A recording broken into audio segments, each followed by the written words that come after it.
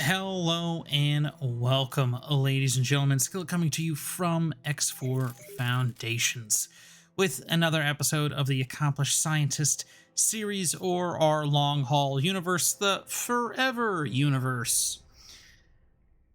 Today, I have an exciting announcement. It is exciting. And then at the very end of the video, I'm going to have a question for all of you. So stay tuned. Now, before we get into the meat and potatoes of this episode, if you like the channel, you learn something new. We've found something out here. Nobody cares about a lockbox. If you learn something new, you kind of like the off-the-wall things that we do, think about throwing up a subscribe, a like, and if you need help, if you have a question, if you have maybe an idea, leave a comment. I try to get to the comments as quick as I can. Sometimes they do fall through the cracks. I do apologize, but I will try to get to you. And if it's not me, if it is a problem that you're having, I know there are other people in this channel. I feel like I'm describing a Discord. There are other people a part of this channel that have subscribed that can help you out. I've seen it in other elements, other videos. We are all here to help each other. This is a huge universe. There's a whole lot to learn. There's a whole lot to forget, a whole lot to never even realize could happen. Like, you know, what's the point of sector ownership? Or I have a build ship that is now a drone carrier. That was my head exploding, by the way. Just, you got it. You got the idea. Now, you might say, well, Skillet, what's the exciting news that you have for us today? Well, currently, in the store, we do have the two upfront runners in the image poll contest. Those, in their current iteration, will be around till the end of November, and then I'm going to change those into a normal kind of setup. So feel free to take a look at them. I know one of them, I think the winner of the image poll, I believe YouTube just has it as a black mug. Don't pay attention to that. It's not just a black mug. It's not. Click on it. You'll see the image. I don't know why YouTube does that. But also, if you'd like to see something else other than coffee mugs, because I drink coffee all the time, and I'm, we'll just say, out of touch with reality in terms of what people like to, you know, buy, throw a comment. Maybe a ball cap. I feel old saying ball cap, lid, duckbill platypus hat, a shirt, a beanie. I don't know. There's a whole lot out there. Just drop it in a comment. Let me know what you'd like to see other than maybe a coffee mug. But if you don't drink coffee, what do you drink? Hopefully not cold coffee. I guess it's still coffee. But not the exciting news. The exciting news is we have our homegrown fleet. That's right. And right now it is doing some learning on its own, but this is what we're going to be talking about today. And its setup and its hopefully how it will work. But one thing that we haven't talked about is barrage missiles. And we do need to redo the missile video because now we do have the split, and split missiles can be interesting. They can. So first, let's get into the missile aspect. And this is just for the Sapporo.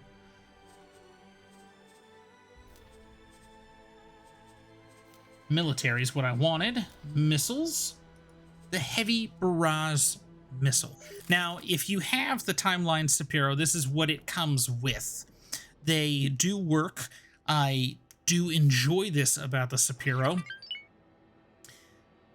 Their detonation output is 1100. Their effective range is 10 km. Their max speed is 482. that puts them in a good ballpark for most S-class fighters, if not even M-class ships. We've got a resilience against countermeasures at 94%, which is decent. I mean, the Sapporo does shoot out 6 of these, one's at least going to hit. Or hopefully 2, which will hopefully just take out the ship, and then you have 4 other missiles just roaming around taking on a target. They have a lot of power in terms of detonation output. They can take down ships pretty easy. The Light Barrage Missile. Detonation output 550, effective range 17, max speed, holy moly, guacamole, because 1157, that is fast. I have not played around with the Light Barrage Missile, but I can only assume that your countermeasures, they might not matter. That speed is blistering. That is coming right up your tailpipe. If not surrounding you, how those missiles kind of do. That's quick. And 550, that's doing some damage. That's doing some damage. If you have actually played around with the Light Barrage Missile, let me know. Put in a comment. Are they effective against fighters in that way? Do countermeasures even really matter? Because I honestly can't see that they would. I can't. It's just, it's so fast. That's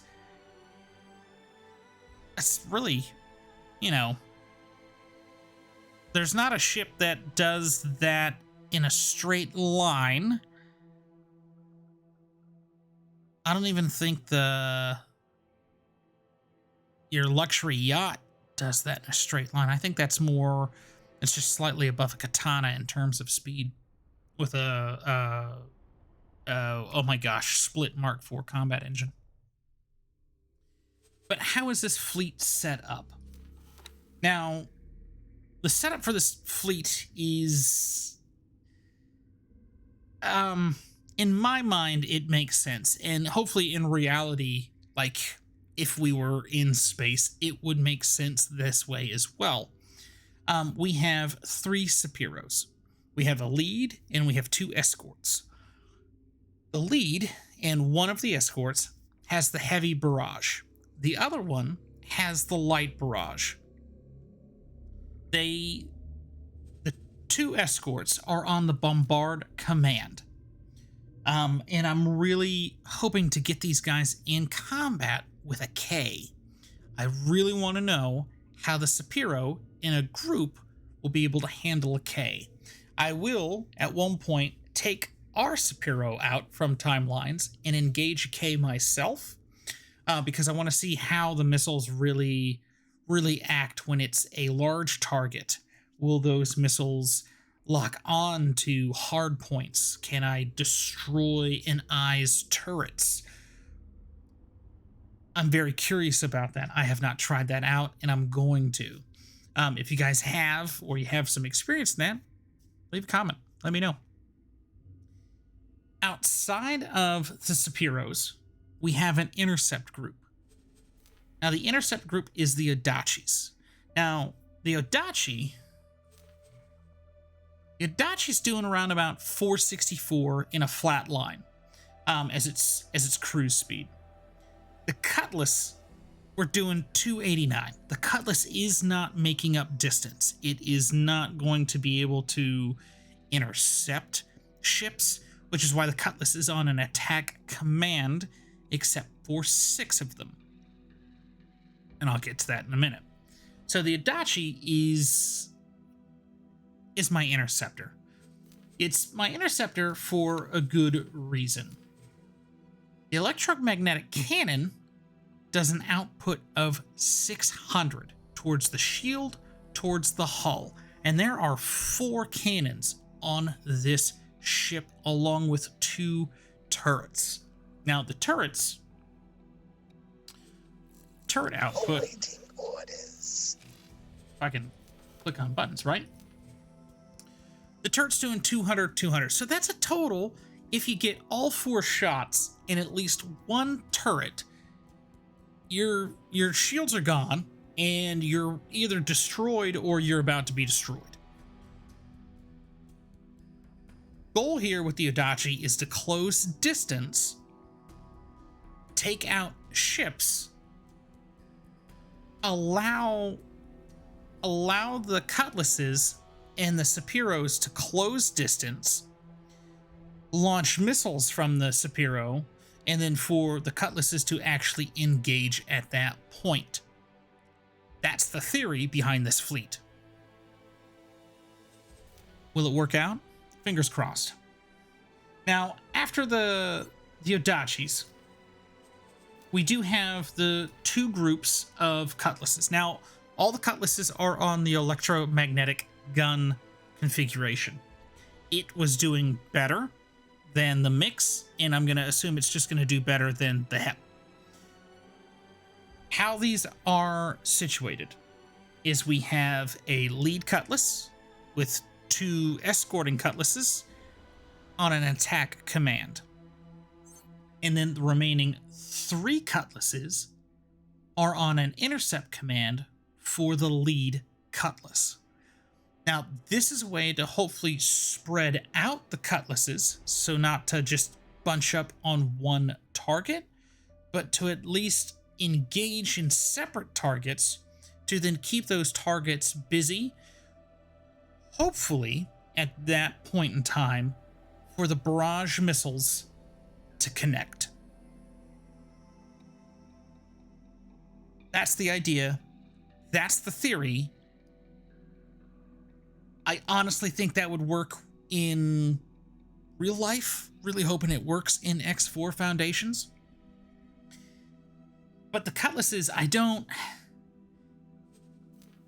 they've done well, but they've done well against SEs. They haven't had to fight really a group of this magnitude, right? And we're just looking at just hunks of debris. So we've got PEs, we've got Ms, more PEs, and M.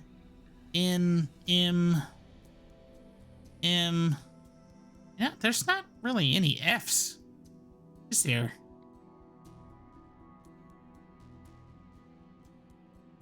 There's not really any Bs either.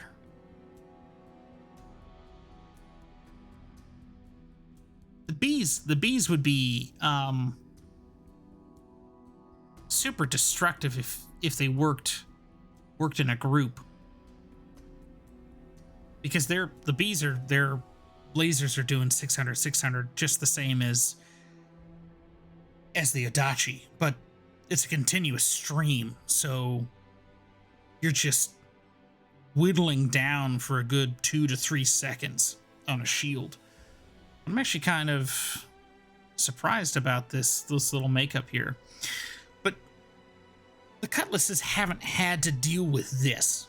And a Cutlass is only... where is it? At 36. It shields 17. Let's take a look at what we kind of have in terms of a Nodan real quick. Where are you, Nodan?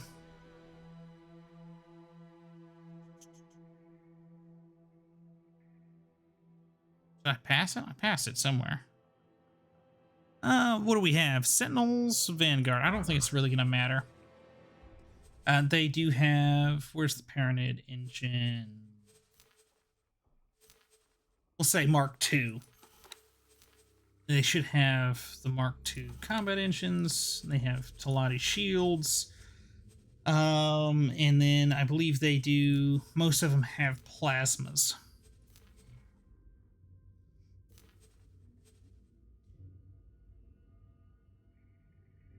Their shield actually might be able to hold out. They're just 1,000 less in hull points than the Nodan.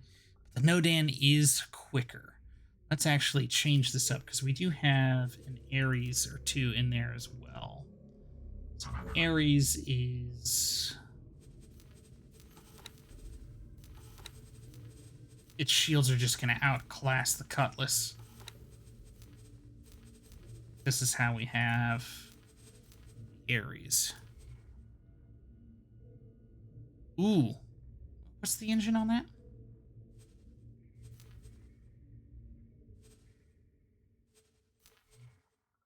That's a slow boy. Is that the same as it would be for the Eclipse that we do have in the fleet?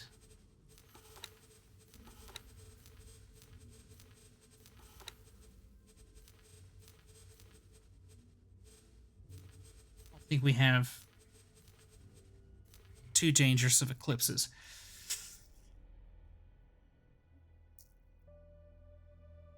Well, you know, the Cutlass might actually really surprise me. Now the fleet's not fully complete. I do want some more Odachis in an intercept group.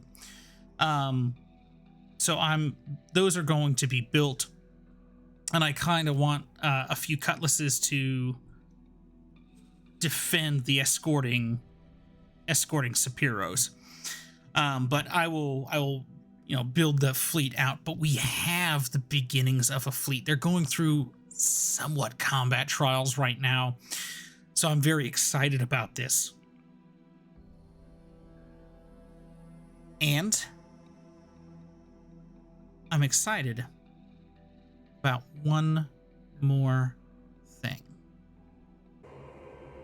That's right, ladies and gentlemen, the Interworlds mod for X4 Foundations. What would you like to see from this mod? There's a whole lot, and I've wanted to do a series with the Interworlds mod for a very long time, and I do think that 0.83 version of the mod is a good place to start. I haven't come across some of the bugs and the frame issues that I have in the past. It has all the technology from 7.1, the boron timelines in it here now. I have been messing around with it a little bit here and there, while, you know, not filming X4 Foundations or Let's Talks. But I want to, if you guys want to do a series here, I want to take the Let's Talks and put it into a universe that I find more challenging than the normal X4 Foundations universe. Challenging in a number of different ways. In the first one, oh gosh, the first one gets on my nerves so much. Travel time. And then with a close second of, why are the stations on the outskirts of the sector?